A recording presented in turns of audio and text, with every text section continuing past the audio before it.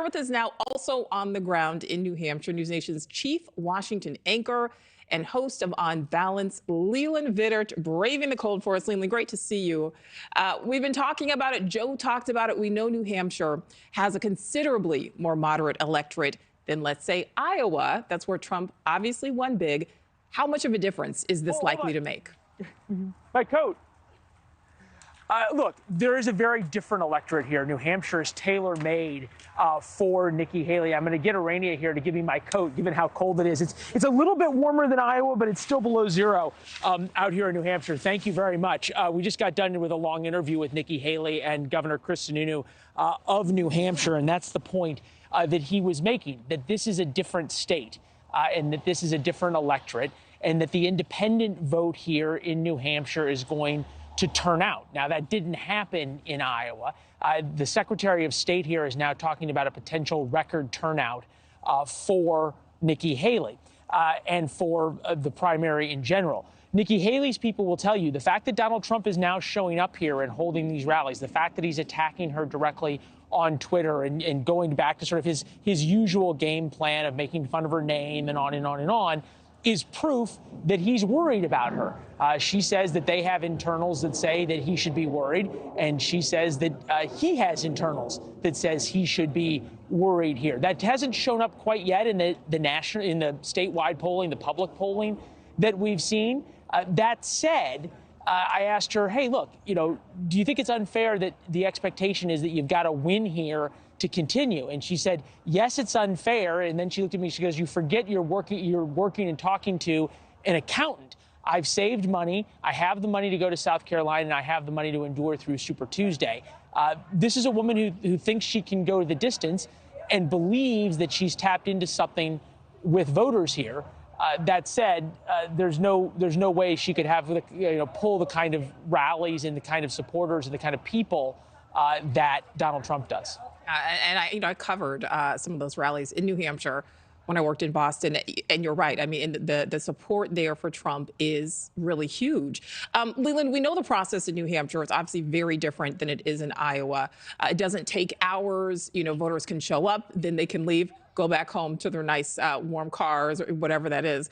But in Iowa, DeSantis had the backing of the governor, still finished behind Trump. In New Hampshire, Haley has the backing of the governor. Do you think that's going to make a difference? It's very different. Kim Reynolds' hold over Iowa is very different than Chris Sununu's view here in New Hampshire. He's the most popular governor in the country. Kim Reynolds in Iowa doesn't have that. Number two, you could say that the New Hampshire electorate much more aligns with Nikki Haley than the Iowa electorate aligns with Ron DeSantis. So there's differences there. The biggest thing that Sununu brings is his political apparatus, and the get out the vote organization that he will bring is substantial, especially when it comes to independence, which he enjoys an enormous amount of support with. We were just here in this diner here, and people were looking at him and saying, we're sorry to lose you as governor, and then looked at Nikki Haley and said, but you need to pick him as vice president. So there's something that he has here, but I think you're very right to draw the comparison and to make the point that we've seen, I don't know how many now, 24 or more Republicans all try to take on Donald Trump, and none of them have been able to, despite endorsements, despite money, despite media attention, none of them have been able to become the man by beating the man, and Donald Trump and the GOP is still the man. Yeah, and I think it's really important that we don't ignore that.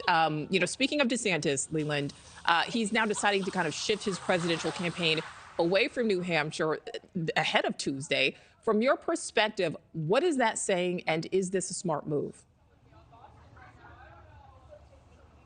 Who knows whether it's a smart move? There's not, I think reasonable people could agree, there's not much that Ron DeSantis has done in his presidential campaign that was smart. You blew through $130 million and came in a far, far distant second in Iowa and now have to leave New Hampshire to go to South Carolina. So I'm not sure whether it's smart or not. It may not matter in terms of where it's at. I asked Chris Sununu and Nikki Haley, is it time for DeSantis to drop out? And they both kind of said, yeah.